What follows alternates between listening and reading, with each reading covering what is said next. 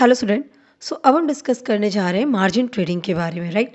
Margin trading या margin trading facility, इस तरह से इसको जाना जाता है, एमटीएफ करके। बेसिकली ये क्या होता है, इसमें कौन से कंपोनेंट होते हैं, है ना, किस तरह से इसको किया जाता है, प्रोसेस क्या है इसका, इसमें रिस्क कैसा है, ये सारी बातें हम यहाँ पे समझेंगे विद एग्जांपल। ठीक है, तो चलिए स्टार्ट करते हैं। सबसे पहले बात करते हैं कि मार्जिन ट्रेडिंग का जो टर्म है, इसका मतलब क्या होता है। देखिए, ट्रेडिंग करना तो समझ में आ रहा है कि भाई सिक्योरिटीज़ की आप ट्रेडिंग करने आ रहे हैं, फाइनेंशियल एसेट्स की आप ट्रेडिंग करने वाले हैं।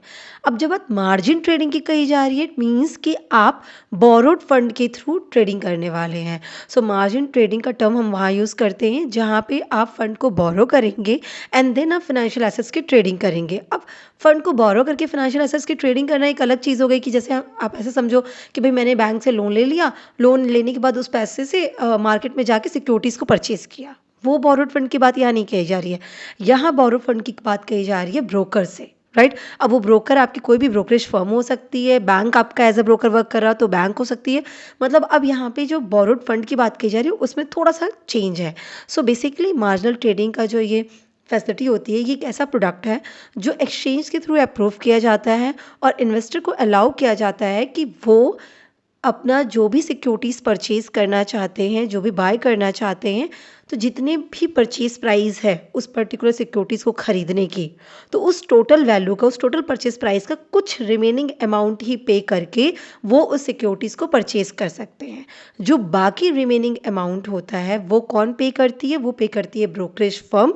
और बेसिकली वो आपका बोरोड फंड होता है और उसी पे वो क्या करती है, इंटरेस्ट चार्ज करती है। मतलब बोरोड फंड जो आपको आपकी ब्रोकरेज फर्म ने प्रोवाइड किया, उसी पे वो क्या चार्ज करती है, इंटरेस्ट चार्ज करती है। क्लियर हो गया। यहाँ पे इन्वेस्टर क्या करेगा, जितने की भी सिक्योरिटीज़ को परचेज करनी हो उस सिक्योरिटीज़ का कुछ अमाउंट पे करके रिमेनिंग अमाउंट उसकी ब्रोकरेज फर्म पे करती है। और जो भी अमाउंट वो ब्रोकरेज फर्म पे करती है, मतलब जो फंड देती है, करता है इन्वेस्टर अपनी ब्रोकरेज फर्म से, उस पे वो ब्रोकरेज फर्म को इंटरेस्ट प्रोवाइड करता है। इसी को हम कहते हैं मार्जिनल ट्रेडिंग। ठीक है, तो अगर हम इन क्रक्स में कहें तो आपकी मार्जिन ट्रेडिंग क्या होती है, तो मार्जिन ट्रेडिंग ऐसी प्रैक्टिस है जहाँ पे आप अपनी ब्रोकरेज फर्म से फंड को बोरो करते हैं और सिक्योरिटीज़ को परचेज करते हैं, राइट। और brokerage firm as a collateral, as a security क्या रखती है, आपके जो भी अकाउंट्स में एसेट्स हैं, जो सिक्योरिटीज़ आपने ऑलरेडी परचेज कर रखी है, जो सिक्योरिटीज़ आपने रखी है अपने अकाउंट्स में, उसको एज अ कोलैटरल मांगती है। क्योंकि कोई भी लोन फ्री ऑफ कॉस्ट तो मतलब फ्री ऑफ कॉस्ट नहीं मिलता है, तो सेम इंटरेस्ट से भी चार्ज करती है। और कोई भी लोन अगर आप बैंक से लेने जाते हो या नॉर्मली भी लेने जाते हो तो आपको एज अ सिक्योरिटी कुछ डिपॉजिट करना पड़ता है। तो यहाँ पे सिक्योरिटीज़ क्या होगी, जो भी अकाउंट में आपने ऑलरेडी सिक्योरिटीज़ परचेज करके रख रखी होंगी उसे एज अ कोलैटरल मानती है आपकी ब्रोकरेज फर्म। ठीक है, उसी के बेसिस पे आपको क्या प्रोवाइड किया जाता है, फंड प्रोवाइड किया जाता है, वो बैंक ब्रोकरेज फर्म आपको लोन देती है। यहाँ तक बात क्लियर हो गई। अब ये जो मार्जिन ट्रेडिंग है ना, वो रेगुलेट किसके थ्रू होता है। बेसिकली मार्जिन ट्रेडिंग जो होती है वो FINRA के थ्रू, है ना, जिसे बोलते हैं फाइनेंशियल इंडस्ट्री रेगुलेटरी अथॉरिटी या सेक, सिक्योरिटी एक्सचेंज कमीशन है, उनके थ्रू ये पूरा मार्जिन ट्रेडिंग की पूरे प्रोसीजर्स को रेगुलेट किया जाता है। जो सारे रूल्स इस पे इम्पोज करती हैं कि किस तरीके से इन्वेस्टर्स कितना पैसा डिपॉजिट करेगा, किस तरीके से उसको अपने अकाउंट्स को मेंटेन करना है, कितना मनी ब्रोकरेज फर्म उसको दे सकती है in a form of borrowed fund, है ना, तो उधार के रूप में कितना पैसा जाएगा। ये सारी बातें, ये सारे रूल्स एंड रेगुलेशन कौन मेंशन करता है, सिक्योरिटीज़ एंड एक्सचेंज कमीशन और आपकी financial industry regulatory authority. Clear हो गई। मार्जिन ट्रेडिंग अगर ऐसे समझिए तो खाली लोन लेना हो गया, किससे, स्टॉक ब्रोकर से। ठीक है, स्टॉक ब्रोकर आपको लोन देगा जिससे कि आप सिक्योरिटीज़ को परचेज कर सकिए जब ऐसे सिचुएशन में जब आपके पास पैसे कम हो, है ना। लिमिटेड फंड में भी आप जितनी भी सिक्योरिटीज़ परचेज करना चाहते हैं वो परचेज कर सकते हैं, लेकिन उसके लिए आपकी ऑलरेडी परचेज जो सिक्योरिटीज़ है उसे ऐसा कोलैटरल रखा जाएगा। उनके बेसिस पे आपको एक्स्ट्रा फंड प्रोवाइड करके आपको लार्जर पोजीशन होल्ड करने की फैसिलिटी मिल जाती है। यहाँ तक बात क्लियर हो गई। अब हम ना इस पूरे प्रोसेस को एग्जांपल से समझ लेते हैं। देखिए, अब जैसे समझिए कि मान लीजिए आप एक इन्वेस्टर हैं और आप चाहते हैं कि आप परचेज़ करना सिक्योरिटीज़, ठीक है, और आपके पास इस वक्त सिर्फ 20,000 रुपये है और आप परचेज़ करना चाह रहे हैं 50,000 की सिक्योरिटीज़। ठीक, पैसे 20,000 हैं, 50,000 की सिक्योरिटी परचेज़ करना चाहते हैं, तो आप ऐसा कर सकते हैं। कैसे कर सकते हैं, आप मार्जिन ट्रेडिंग के थ्रू ऐसा कर सकते हैं। तो ऐसे सिचुएशन में क्या करना होता है कि जितना भी अमाउंट का आप सामान परचेज़ करना चाहते हैं, सिक्योरिटीज़ परचेज़ करना चाहते हो, उसका कुछ परसेंटेज ही आपको पे करना पड़ेगा। रिमेनिंग कौन पे करेगी, आपकी ब्रोकरेज फर्म पे करेगी। ठीक है, मान लेते हैं कि आपकी जो ऑथराइज ब्रोकर ब्रोकर है उन्होंने सेट किया कि भाई 20% का मार्जिन चाहिए, मतलब कि आप जितना भी परचेज़ करना चाहते हैं उसका 20% आप पे कर दीजिए। तो आपको क्या है, आपको 50,000 पे करना है, 50,000 का टोटल सिक्योरिटी जो परचेज़ करना चाहते हैं उसका 20% कितना हो गया आपका 10,000, ठीक है। सो ऐसे सिचुएशन में आपको 10,000 पे करना पड़ेगा, रिमेनिंग 40,000 कौन पे करेगा, आपकी ब्रोकरेज फर्म पे करेगी और उसके रिगार्डिंग वो आपसे इंटरेस्ट चार्ज करेगी। सो ये क्या हो गया, मार्जिन ट्रेडिंग, दैट्स इट, और कुछ नहीं मार्जिन ट्रेडिंग है। अब इसमें ये चीज़ें होती हैं कि भाई देखिए, वैसे आप नॉर्मली अगर मार्जिन ट्रेडिंग नहीं लेते तो आप 50,000 रुपये इन्वेस्ट करते एंड देन आप उस सिक्योरिटीज़ को सेल करके प्रॉफिट कमाते। पर यहाँ पे क्या हो जाएगा, अगर आप मार्जिन ट्रेडिंग लेते हैं तो सिर्फ आप 10,000 इन्वेस्ट करेंगे और पूरी 50,000 की सिक्योरिटीज़ आपके पास होगी, और जब आप सेल करेंगे तो जो भी प्रॉफिट होगा वो आपका समझिए 10,000 की इन्वेस्टमेंट पे हुआ, मतलब 10,000 का पैसा लगा के आप जितना भी प्रॉफिट कमाए वो प्रॉफिट कमाए। और वैसे अगर मार्जिन ट्रेडिंग नहीं होती तो 50,000 का पैसा लगा के आप वो प्रॉफिट कमाते।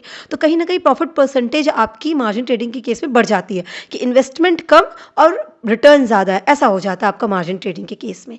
क्लियर हो गया। लेकिन हालांकि यहाँ पे ये भी चीज़ होती है कि आपको इंटरेस्ट भी पे करना पड़ता है, ठीक है। तो मार्जिन ट्रेडिंग का कॉन्सेप्ट क्लियर हो गया। सो अब हम जानते हैं कि अगर हम बीइंग एन इन्वेस्टर हमको मार्जिन ट्रेडिंग करनी है तो क्या प्रोसेस है, हम किस तरीके से मार्जिन ट्रेडिंग कर सकते हैं, ठीक है। तो मार्जिन ट्रेडिंग काम कैसे करता है पहले हम ये समझते हैं। तो अगर आपको मार्जिन ट्रेडिंग करनी है तो आपको सबसे पहले अपना एक अकाउंट ओपन करना पड़ता है, ठीक है, जिसे हम कहते हैं margin account. So margin account basically margin trading facility account होता है जो आपको अपने ब्रोकर के साथ ओपन करना पड़ता है, ठीक है। तभी जाके आपका ये मार्जिन ट्रेडिंग स्टार्ट होगा। और मार्जिन ट्रेडिंग अकाउंट जब आप ओपन करते हैं तो आपको कुछ इक्विटी होती है जो आपको परचेज़ करके वहाँ पे रखनी पड़ती है। तो मिनिमम इक्विटी की रिक्वायरमेंट्स होती है जो आपको परचेज़ करके ब्रोकर के साथ रखनी पड़ती है इस एमटीएफ अकाउंट्स में, ठीक है। वो डिसाइड करती है आप एसईसी वगैरह कि कितना आपको मिनिमम रिक्वायरमेंट है जो आपको वहाँ पे डिपॉजिट करके रखना ही रखना है। क्लियर हो गया। तो पहले हमको margin trading facility account open करना पड़ेगा। फिर क्या करना पड़ेगा, इनिशियल मार्जिन अकाउंट डिपॉजिट करना पड़ेगा। तो जैसे ही आपने अकाउंट ओपन कराया तो इन्वेस्टर को क्या करना होता है कि इनिशियल अमाउंट ऑफ कैश या सिक्योरिटी जिसे हम इनिशियल मार्जिन कहते हैं वो आपको वहाँ पर डिपॉजिट करना पड़ेगा। और वो जो डिपॉजिट आप करते हैं ना अमाउंट, बेसिकली वही आपकी अपफ्रंट फीस हो जाती है, कोलैटरल फॉर लोन हो जाता है। अगर सिक्योरिटीज़ के फॉर्म में है तो कोलैटरल हो गया, और अगर कैश के फॉर्म में तो वही आपकी अपफ्रंट फीस हो जाती है। जैसे कि मान लीजिए कि अगर जैसे मैंने कहा ना 50,000 में 10,000 पे करना है तो आप 10,000 इसी से पे कर सकते हैं। तो यहाँ तो बात क्लियर हो गई। उसके बाद क्या होता है, उसके बाद आपका ब्रोकर आपको लेवरेज प्रोवाइड करेगा। मतलब क्या हो गया कि आपको जो रिमेनिंग फंड्स की रिक्वायरमेंट है अपने परचेज को कंप्लीट करने के लिए वो आपको आपका ब्रोकर प्रोवाइड कर देता है, ठीक है। अब ये जो प्रोवाइड करता है ना वो बेसिकली कितना प्रोवाइड करेंगे, जैसे कि मुझे अब ऐसे मैं कुछ पैसा जमा कर दूं और मैं जितना मन करे उतनी सिक्योरिटीज़ परचेज करूं तो क्या ब्रोकरेज फर्म मुझे उतना लोन दे देगी? तो नहीं, उसमें भी रूल्स होते हैं। सो आपकी जो भी इनिशियल डिपॉजिट्स होते हैं उसके बेसिस पे डिसाइड होता है कि कितना आपको कितना टाइम्स का आप उसको ले सकते हैं, फंड को बोरो कर सकते हैं। क्लियर हो गया। सो मैक्सिमम टाइम में देखा गया है कि आपके इनिशियल डिपॉजिट का सेवरल टाइम्स आप उस अलाउ करती है आपकी ब्रोकरेज फर्म कि आप उसको बोरो कर लीजिए, फंड को बोरो करिए। लेकिन उसमें बहुत सारी कंडीशंस होती हैं जो भी हम देखेंगे कि मेंटेनेंस आपको मार्जिन मेंटेन करना पड़ता है और ऐसी बहुत सारी चीज़ें होती हैं कि वो सब मेंटेन करना पड़ता है। उसी वजह से आप ऐसा नहीं कर सकते कि थोड़ा अमाउंट डिपॉजिट करिए और बहुत सारा लोन बोरो कर लीजिए। तो वो उसके पीछे कई लॉजिक्स हैं, ठीक है। अब इसके बाद क्या होगा, जब आपको ये लेवरेज मिल गया कि आप कितना अमाउंट आपने पे कर दिया, रिमेनिंग आपकी ब्रोकरेज फर्म पे करेगी, तो आपको क्या करना पड़ेगा, अब आपको इंटरेस्ट पे करना पड़ता है। जो भी इन्वेस्टर ने लोन लिया है, जैसे सारे लोन में होता है वैसे यहाँ पे भी होगा कि आपको जितना भी मनी आपने बोरो किया है ब्रोकर से उस पर आपको इंटरेस्ट पे करना पड़ेगा। अब आपको एक और काम क्या करना पड़ता है, अपनी मेंटेनेंस मार्जिन को हमेशा मीट आउट करना पड़ेगा। मेंटेनेंस मार्जिन का क्या मतलब हो गया कि देखिए जो भी आपकी जो भी टोटल एसेट्स है आपके अकाउंट्स में, जितने भी टोटल एसेट्स प्रोवाइडेड है उसकी जितनी भी वैल्यू होगा उसका कुछ परसेंटेज आपको हमेशा मेंटेन करके अपने अकाउंट्स में रखना होता है। जैसे कहते हैं ना, जैसे आप बैंक में अकाउंट ओपन करवाते हो तो कहते हैं ना कि मिनिमम 10,000 आपके अकाउंट में होना ही चाहिए। तो वैसे ही यहाँ पे भी क्या कहा गया कि आपका जो भी टोटल एसेट्स है, जो भी टोटल एसेट्स की वैल्यू है, जितना भी आपने परचेज किया है सब कुछ, उस टोटल एसेट्स की वैल्यू का कुछ परसेंटेज आपको मेंटेन करके हमेशा रखना पड़ेगा, ठीक है। अगर किसी भी सिनेरियो में वो आपका कम होता है, मतलब जो मेंटेन करके आपको मेंटेनेंस मार्जिन मनी रखनी होती है, अगर वो फॉल करती है, वो उस लेवल से कम जाती है, वो मार्केट फ्लक्चुएशन की वजह से, क्योंकि सिक्योरिटीज़ ही तो है, सिक्योरिटीज़ की वैल्यूज चेंज हो जाएगी तो परसेंटेज अपने आप चेंज हो जाएगा, क्योंकि आपके जो पास जितनी भी सिक्योरिटीज़ हैं उसी का परसेंटेज होता है जितना आपको मेंटेन करके रखना पड़ता है। तो अगर वो सिक्योरिटीज़ की वैल्यू चेंज हुई तो परसेंटेज का अमाउंट अपने आप चेंज हो जाएगा। तो अगर मार्केट में फ्लक्चुएशन की वजह से सिक्योरिटीज़ की वैल्यू चेंज हुई और आपका उस लिमिट से नीचे चला गया आपकी जो मेंटेनेंस मार्जिन की लिमिट है, उस लिमिट से नीचे आपके अकाउंट्स का बैलेंस चला गया, तो ऐसे केस में मार्जिन कॉल ट्रिगर हो जाती है। मार्जिन कॉल के केस में आपको इमीडिएट कैश सबमिट करना पड़ता है, डिपॉजिट करना पड़ता है। सो अगर एक तो आपको मेंटेनेंस मार्जिन हमेशा मीट आउट करना पड़ेगा, और अगर मार्जिन कॉल ट्रिगर हो गई है तो आपको क्या करना होगा, मार्जिन कॉल को फुलफिल करना पड़ेगा। मतलब अगर मार्जिन कॉल रिसीव हुई इन्वेस्टर को, तो उसको तुरंत ही कैश या सिक्योरिटीज़ अपने अकाउंट में तुरंत डिपॉजिट करना पड़ता है कि वो मेंटेनेंस मार्जिन को बैकअप कर सके या मेंटेनेंस मार्जिन को मेंटेन कर सके। क्लियर हो गया? तो मार्जिन कॉल आते ही आपको एडिशनल सिक्योरिटीज़ डिपॉजिट करना पड़ता है, और या कैश डिपॉजिट करना पड़ता है। अगर आप ऐसा नहीं करते तो आपकी सिक्योरिटीज़ को सेल करके वो मेंटेन किया जाता है, तो ये थोड़ा सा रिस्की सिचुएशन हो जाती है मार्जिन कॉल वाली। क्लियर हो गई? सो ये पूरा हमारा प्रोसेस हो गया कि सबसे पहले तो आप एमटीएफ का अकाउंट होना चाहिए, फिर हम इनिशियल मार्जिन जमा करेंगे, फिर हमको जो भी परचेस करना सिक्योरिटीज़ उसके लिए हमको फंड मिल जाता है, हमको उस पर इंटरेस्ट पे करना पड़ेगा, अपना मेंटेनेंस मार्जिन हमेशा मेंटेन करके रखना पड़ेगा, और अगर मार्जिन कॉल ट्रिगर हुई है, मार्जिन कॉल आई है, तो आपको उसे फुलफिल करना पड़ेगा। अब बीइंग एन मार्जिन ट्रेडिंग के इन्वेस्टर्स, आपको आइडिया होना चाहिए कि इसमें कितने कंपोनेंट्स होते हैं। ठीक है, जो टर्म्स बार बार यूज़ किए जा रहे हैं वो आपको हम यहाँ पे इन शॉर्ट समझा देते हैं। जैसे मिनिमल मार्जिन। अब मिनिमम मार्जिन क्या होता है, तो जब आप अकाउंट ओपन करते हो तो जो मिनिमम अकाउंट डिपॉजिट करना होता है that is your minimal margin.